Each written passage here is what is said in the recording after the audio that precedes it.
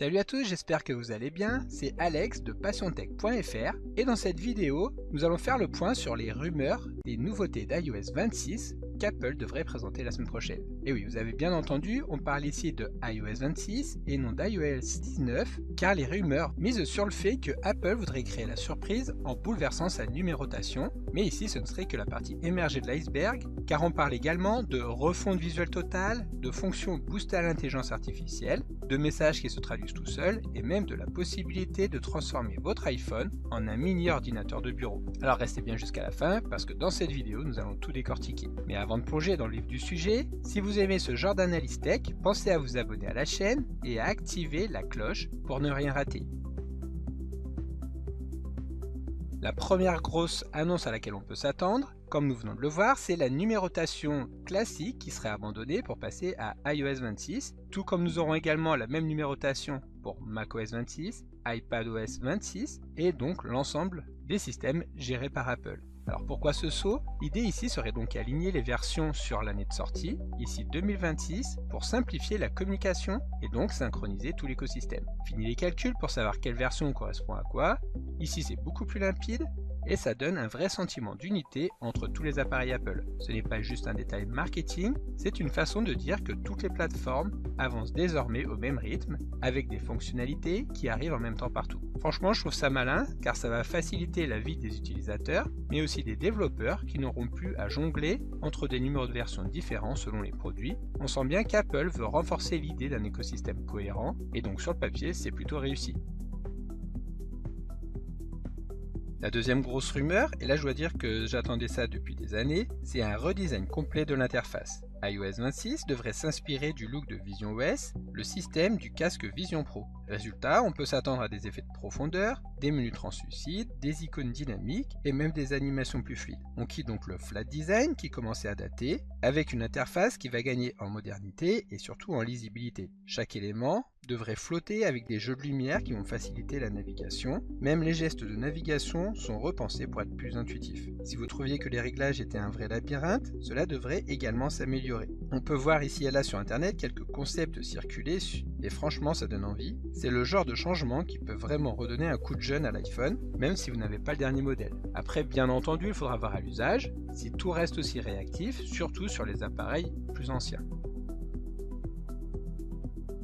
Bien entendu, Apple ne peut pas passer à côté de l'IA, et avec iOS 26, il devrait y avoir quelques petites évolutions. Siri va évoluer, il va apprendre vos habitudes, anticiper vos besoins, afin de pouvoir proposer des actions contextuelles. Vous avez besoin d'envoyer un message, de planifier un rappel ou de retoucher une photo, Siri devrait être en mesure de le faire sans même que vous le demandiez. Ce qui est rassurant, c'est qu'Apple continue de miser sur la confidentialité, car la plupart des analyses se feront toujours en local, directement sur votre appareil. L'intelligence artificielle va également s'inviter dans photos, santé et même dans les suggestions de réponse de messages. Plus vous utiliserez votre iPhone, plus il saura s'adapter à vous. C'est ce qu'on peut voir déjà avec les versions actuelles d'iOS. Avec un peu de chance, la gestion de la batterie devrait également être optimisée par l'intelligence artificielle pour que le système adapte les tâches en arrière-plan à vos usages, ce qui permettra d'économiser de l'énergie. Côté application, iOS 26 devrait apporter son lot de nouveautés pratiques. Dans musique par exemple, les pochettes des albums devraient s'animer en plein écran directement sur l'écran verrouillé, ce qui permettra donc de créer une expérience plus immersive. Dans l'application Notes, on pourra exporter ces contenus au format Markdown, ce qui va donc ravir les fans d'organisation et de partage. CarPlay aussi devrait se moderniser, avec une interface repensée pour être plus cohérente avec iOS 26, et Messages donc ne sera pas en reste, avec la traduction automatique des conversations et même la création de sondages directement dans les groupes. Plus besoin de passer par Google Trad ou une application tierce, tout se fait directement dans le fil de discussion. Et pour les groupes, fini les débats interminables pour choisir la date d'une soirée, on lance un sondage en 2 clics et l'IA peut même suggérer des thèmes ou des formulations. C'est là le genre de petits ajouts qui au quotidien pourront vraiment faire la différence. iOS 26 devrait aller encore plus loin avec des fonctions qui vont changer la donne pour la productivité. Nous avons notamment le mode Stage Manager qui va débarquer sur l'iPhone via l'USB-C et qui va permettre de brancher l'iPhone directement sur un écran externe pour le transformer en mini Mac. avec une gestion de plusieurs applications en même temps, ce qui devra donc permettre de booster la productivité. C'est idéal donc pour travailler en mobilité ou faire une présentation sans sortir son ordinateur portable. Et l'autre avancée majeure, c'est la prise en charge du protocole RCS dans l'application message. Cela voudra donc dire que les conversations seront plus riches, plus fiables et mieux sécurisées, notamment avec les utilisateurs d'Android. On aura du chiffrement de bout en bout, un partage multimédia amélioré et une messagerie de groupe optimisée. Apple gomme enfin la frontière entre iOS et Android sur ce point, et il était vraiment temps. Ajoutez à ça la possibilité de transférer une eSIM d'un iPhone vers Android, et vous obtenez un OS qui s'ouvre vraiment à l'interopérabilité.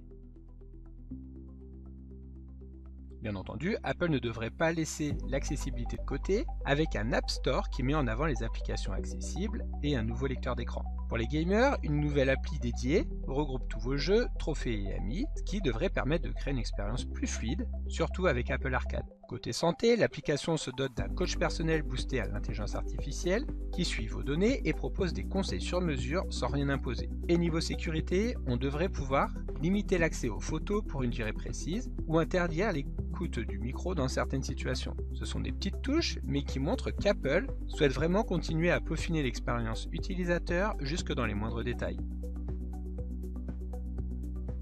Pour résumer, iOS devrait marquer un tournant pour l'iPhone, nouveau nom, nouvelle interface et intelligence artificielle omniprésente avec des applications repensées et ouvertes vers Android. C'est la plus grosse évolution depuis iOS 7 et ça se sent à tous les niveaux. Les points forts, c'est clairement la cohérence de l'écosystème, la modernité du design et les fonctions d'intelligence artificielle qui, certes, vont rester discrètes, mais qui n'en seront pas moins utiles. La limite, c'est que certaines nouveautés seront évidemment réservées aux modèles les plus récents et que le redesign pourrait dérouter ceux qui aiment leurs habitudes. Mais dans l'ensemble, Apple réussit à moderniser sans tout casser et c'est toujours un équilibre difficile à trouver pour eux. Alors qu'est-ce que ça implique pour le futur? On sent ici qu'Apple souhaite préparer le terrain pour les 10 prochaines années avec un OS qui s'adapte, qui communique mieux avec les autres plateformes et qui place l'utilisateur au centre. Bien sûr, il manquera toujours une personnalisation plus poussée ou des widgets interactifs directement sur l'écran verrouillé, comme nous pouvons l'avoir sur d'autres systèmes, et ça ce sera peut-être pour iOS 27. En tout cas, c'est une mise à jour qui va vraiment transformer le quotidien, que vous soyez un power user